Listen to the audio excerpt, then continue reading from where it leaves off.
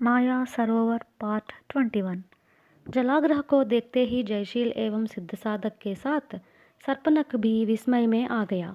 वह जलाश्व से उतरने को था पर रुककर बोला, जयशील और सिद्ध साधक, जलाग्रह नामक वह पानी का हाथी अत्यंत शक्तिशाली मकरकेतु का वाहन है। वह माया सरोवेश्वर के द्वारा सेवक श्रेष्ठ नामक उपाधि भी प्राप्त कर चुका है। सिद्ध साधक जयशील से कहने लगा, इस बात का क्या भरोसा है कि मकरकेतु अभी तक जिंदा है। उसकी बगल में एक छुरी धंस गई थी और बहेलियों का बाण उसके कंधों में धंस गया था। इसलिए मेरे विचार से उन जबरदस्त घावों के कारण वह कभी का मर गया होगा।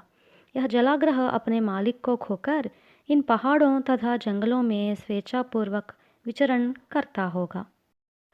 उधर पहाड़ पर जलाग्रह तथा नरवानर गुफा के सामने स्थित मैदान में भयंकर रूप से गरज लड़ रहे थे। हाथी की सूंड की पकड़ से बचकर नरवानर उस पर उछल पड़ा। अपने तेज धाड़ों से हाथी का कुंभस्थल चीरते अपने हाथों से बुरी तरह से पीट रहा था। हाथी ने नरवानर को अपनी सूंड से पकड़कर नीचे पटक दिया और अपने पैरों से कुचल कुचल कर उसे मारने का प्रयत्न करने लगा। सिद्ध साधक, ये दोनों दुष्ट मृग एक से एक बढ़कर है, इसलिए हम यह क्या सोचे कि मकरकेतु शायद मर गया होगा। लो देखो, गुफा के ऊपर शिलाओं के पास एक दो नहीं बल्कि 4 आदमी खड़े हो इस भयंकर लड़ाई को विस्मयपूर्वक देख रहे हैं। जयशील ने कहा। उन चारों की वेशभूषा के आधार पर सिद्ध साधक केवल मकरकेतु को ही पहचान पाया, मगर वहाँ पर स्थित 2 और व्यक्तियों ने जयशील को पहचान लिया। मकरकेतु ने सबकी ओर एक बार दृष्टि दौड़ाई और एक व्यक्ति से कहा, वैद्यदेव, जलाश्व पर बैठा हुआ युवक ही जयशील है। शूल धारण कर जमीन पर खड़ा हुआ व्यक्ति सिद्ध साधक है। तीसरे व्यक्ति को तो आप जानते ही है, वह मेरे अनुचरों में से एक है, इस सर्पस्वर का भाई है। मैंने नहीं सोचा था कि मैं अपने जीवन काल में अपने बड़े भाई को जीवित देख सकूंगा। ये शब्द कहते सर्पस्वर आगे बढ़ने को हुआ। इस पर मकरकेतु ने क्रुद्ध हो उसका हाथ पकड़कर पीछे की ओर खींच डाला। अरे सर्पस्वर, तुम्हारा दिमाग खराब तो नहीं हो गया? जयशील और सिद्ध साधक दोनों हमारे शत्रु है, फिर भी माया सरोवेश्वर के आदेशानुसार हमें उनके साथ मित्रता का कपट अभिनय करना होगा। इसके वास्ते हमें कोई योजना बनानी है। वैद्यदेव ने पहाड़ी तलहटी की ओर विस्मयपूर्वक देखते हुए कहा, मकरकेतु, लगता है तुमने मैदान में होने वाली घटना पर ध्यान नहीं दिया है। जयशील की तलवार का वार खाकर तुम्हारा जलाग्रह प्राण त्यागने जा रहा है। मकरकेतु मैदान की ओर दृष्टि दौड़ाकर चिल्ला उठा, हे मेरे माया सर्वेश्वर! फिर जल्दी जल्दी डग बढ़ते पहाड़ पर से उतरने लगा। उसके पीछे अन्य लोग भी चल पड़े। उनमें 25 साल का एक युवक भी था। वह लंगड़ा था, पर उसका दायां पैर लकड़ी का बना था। वह एक मोटी लकड़ी की मदद से धीरे से पहाड़ उतरने लगा। सर्पनक ने पीछे जलाश्व पर चलते हुए चिल्ला उठा, महाशयों, आप लोग नरवानर का वध कीजिए, पर जलाग्रह की कोई हानि न कीजिए, क्योंकि उसका मालिक अत्यंत पौरुषवान तथा महासत्व है। तुम जिसे महासत्व बताते हो, उसे मैं अपने शूल में चुभोकर उसका चमड़ा निकालने जा रहा हूँ, समझे? अब अपना मुंह बंद कर लो। यूँ समझाकर दांत पीसते सिद्ध साधक चिल्ला उठा, जय महाकाल की। तब तेजी से वह आगे की ओर दौड़ पड़ा।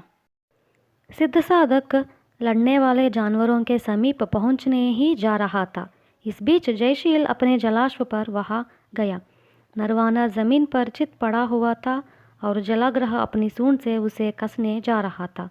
तभी जयशील ने उसकी सूंड पर तलवार की मुठ से वार किया और उछलकर जलाग्रह पर कूद पड़ा।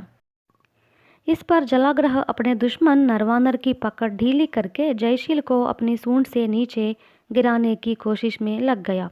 जयशील ने बाएं हाथ से उसकी सूंड पकड़कर दाएं हाथ से उसके कुंभस्थल पर तलवार की मुठ का प्रहार करना प्रारंभ किया। तब तक मकरकेतु वहां पर दौड़कर आया। उसे देखते ही जयशील बोला, मकरकेतु, मैं पहले तुम्हारे जलाग्रह का संहार करके तब तुम्हारा काम तमाम कर डालूंगा। तुम्हारी ही वजह से मैं और मेरा साथी सिद्ध साधक अकारण ही इन जंगलों से नाना प्रकार की यातनाएं भोग रहे हैं।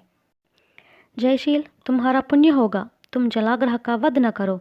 हम लोग इस पल से मित्र हैं। तुम तो माया सरोवर तक पहुंच जाना चाहते हो ना, मैं उसका रास्ता बतला दूंगा, मकरकेतु ने विनयपूर्ण स्वर में कहा।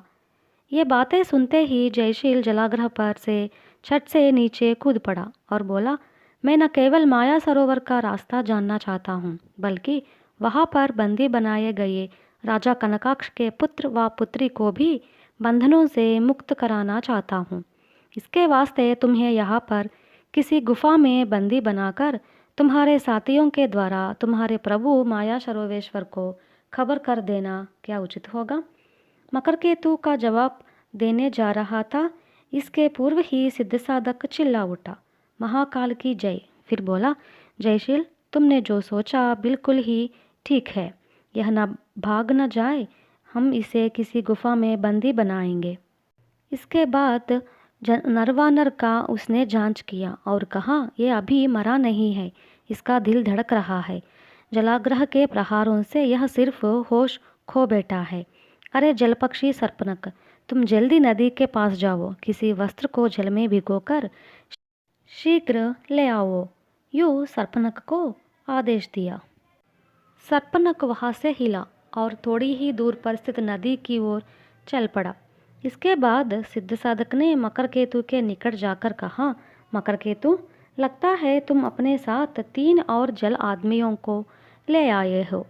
फिर उसके नज़दीक आने वाले लोगों की ओर देख व्यंग्यपूर्ण स्वर बोला, ओह, यह तो आश्चर्य की बात है, तुम अपने साथ एक लकड़ी के पैर वाले लंगड़े को भी ले आए हो। सिद्ध साधक, यह आदमी भी तुम्हारे राजा कनकाक्ष के बच्चों की खोज में आया हुआ है और एक चीते का शिकार होकर अपना एक पैर खो बैठा है। इसका नाम मंगलवर्मा है, मकरकेतु ने उत्तर दिया। सिद्ध साधक ने कहा, जयशील, क्या तुमने अभी तक इसे पहचान नहीं लिया?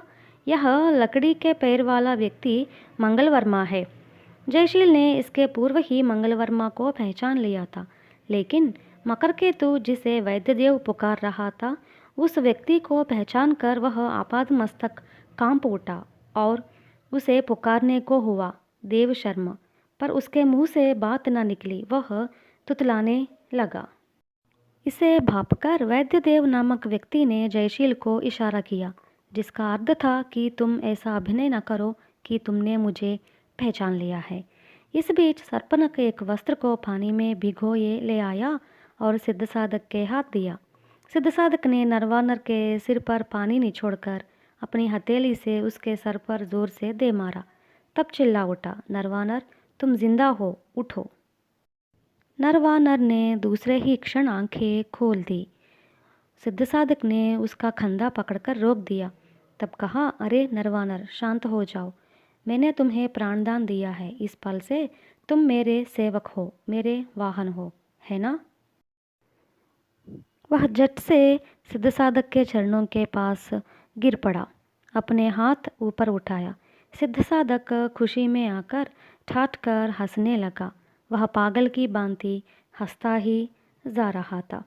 कहानी और है।